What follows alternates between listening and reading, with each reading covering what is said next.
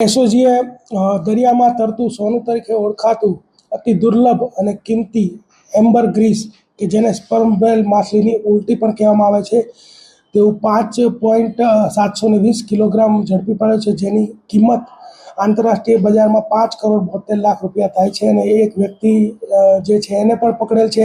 એનું નામ છે વિપુલભાઈ ભૂપતભાઈ બામણિયા.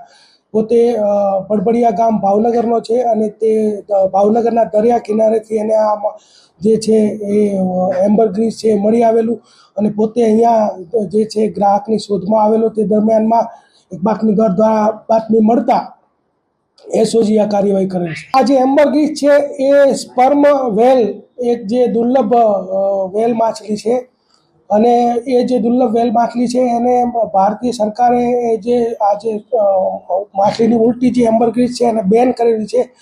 અને બેન એટલા માટે કરવામાં આવેલ છે કે સ્પર્મ વેલની સંખ્યા દિન પ્રતિદિન ઘટતી જાય છે.